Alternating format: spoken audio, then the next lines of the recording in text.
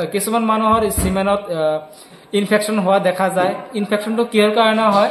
যদি বেছি পৰিমাণে হস্তমৈথুন কৰে, মানে হস্তমৈথুনৰ পৰিমাণটো যদি বেছি হৈ যায় আৰু যদি বেছি পৰিমাণৰ যদি ইন্টাৰকোৰ্স কৰে, তেতিয়া হলে সিমেনত ইনফেকশনটো হোৱাৰ চান্সটো বহুত বেছি পৰিমাণে থাকে।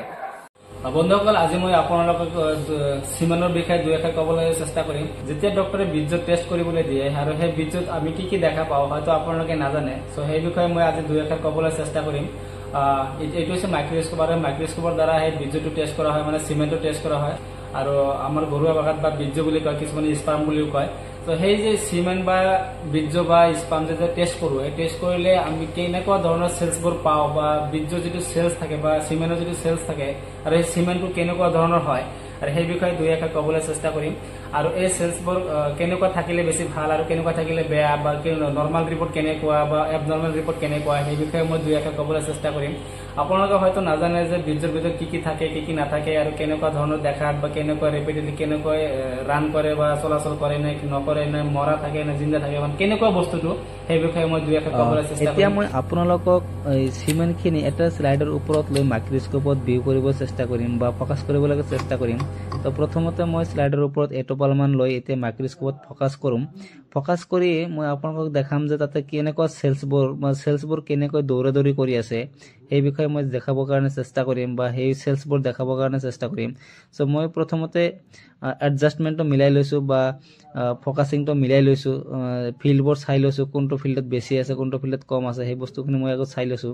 এতিয়া আপোনালোকে চাওক, ভিতৰত অলপ দেখাবৰ কাৰণে চেষ্টা কৰিম। এয়া চাওক, কিমান সৰু সৰু মাছৰ পোনা নিচিনা কিমান পৰিমাণে দৌৰা কৰি আছে। এয়া চাওক, এতিয়া মই মনিটৰত দেখাইছো, ইয়াতে সেলছবোৰ আছে, বহু পৰিমাণে সেলছ আছে, কিমান দৌৰা কৰি আছে চাইছেনে? এই সকলোবোৰ সেলছ হৈছে হেলদি সেলছ, আৰু এই হেলদি সেলবোৰে মানে বাচ্চা জন্ম দিয়াৰ কাৰণে উপযুক্ত হয়, মানে সন্তান জন্ম দিয়াৰ কাৰণে উপযুক্ত হয়। মানে কিমান পৰিমাণে দৌৰি আছে, তাৰ মানে গোটেইবোৰ ভাল হয়, মানে সুস্বাস্থ্যকৰ হয়।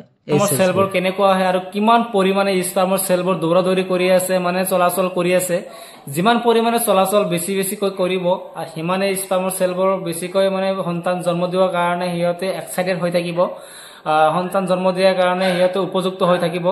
আৰু যিমান পৰিমাণে চলাচল কৰে আৰু সেইবোৰ হৈছে বেছি ভাল, আৰু যদি চলাচল নকৰে সেইবোৰ তাৰমানে উইক হয়, দুৰ্বল হয়।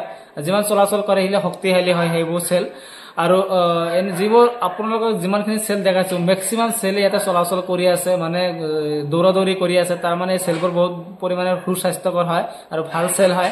আৰু যিটো মই কাউন্ট দেখাইছো, এইটো হৈছে নৰ্মাল কাউন্ট হয়। নৰ্মাল কাউন্টৰ যিটো স্লাইড মই সেইটো আপোনালোকক দেখালো। আৰু কেতিয়াবা যদি এনেকুৱা এবনৰ্মেল কাউন্ট মই পাওঁ, তেনেহ'লে মই সেইটো কাৰণে ভিডিঅ' বনাই আপোনালোকক দেখাবৰ কাৰণে চেষ্টা কৰিম। আৰু এই এবনৰ্মেল আৰু নৰ্মাল এইটো কিহৰ কাৰণে কেনেকৈ হয়? যদি কিছুমান মানুহৰ সিমেনত ইনফেকশন হোৱা দেখা যায়। ইনফেকশনটো কিহৰ কাৰণে হয়? যদি বেছি পৰিমাণে হস্তমৈথুন কৰে, মানে হস্তমৈথুনৰ পৰিমাণটো যদি বেছি হৈ যায় আৰু যদি বেছি পৰিমাণৰ যদি ইন্টাৰকোৰ্স কৰে, তেতিয়া হলে সিমেনত ইনফেকশনটো হোৱাৰ চান্সটো বহুত বেছি পৰিমাণে থাকে। আৰু এই সিমেনবোৰ বঢ়াবৰ কাৰণে, যদি কাউন্টটো কম থাকে, বঢ়াবৰ কাৰণে কি কৰিব লাগিব? পুষ্টিকৰ খাদ্য খাব লাগিব। আৰু যদি পুষ্টিকৰ খাদ্য যদি বা প্ৰটিন জাতীয় বস্তুবোৰ খাব লাগিব। যদি প্ৰটিন জাতীয় বস্তু বা পুষ্টিকৰ খাদ্য খোৱাৰ পিছতো যদি অহা নাই, তেনেহ'লে আপোনালোকে ডক্টৰৰ পৰামৰ্শ ল'ব লাগিব। ডক্টৰৰ পৰামৰ্শ লৈ তাৰপিছত আপোনালোকে এই সিমেনৰ কাউন্টটো আপোনালোকে বঢ়াব পাৰিব। আৰু যদি কাৰোবাৰ সিমেন একদম নাই বা নোহোৱা হৈ গৈছে, তেনেহ'লে আপোনালোকে অতি সোনকালে ডক্টৰৰ পৰা পৰামৰ্শ লৈ আপোনালোকে মেডিচিন খোৱা আৰম্ভ কৰিব লাগিব। আৰু স্পাৰ্মৰ যিবোৰ পাঁচ সেল বা ইপিথেলিয়েল সেল পোৱা যায়, ইপিথেলিয়েল সেল আৰু পাঁচ সেল পোৱা যায়, এইটোৰ মেইন কাৰণটো হৈছে মই ইতিমধ্যে আপোনালোকে ক'লোৱে যে ইনফেকশন হোৱাৰ কাৰণে এইবোৰ পৰিমাণ বাঢ়ি যায়। আৰু ইনফেকশন হোৱাৰ কাৰণটো কি, সেইটোৱে মই অলৰেডি কৈছো। তো বন্ধুসকল, এনেকুৱা ধৰণৰ যদি ভিডিঅ' আপোনালোকে পাব খোজে, তেনেহ'লে আপোনালোকে মোৰ চেনেলটো ছাবস্ক্ৰাইব কৰি ৰাখিব।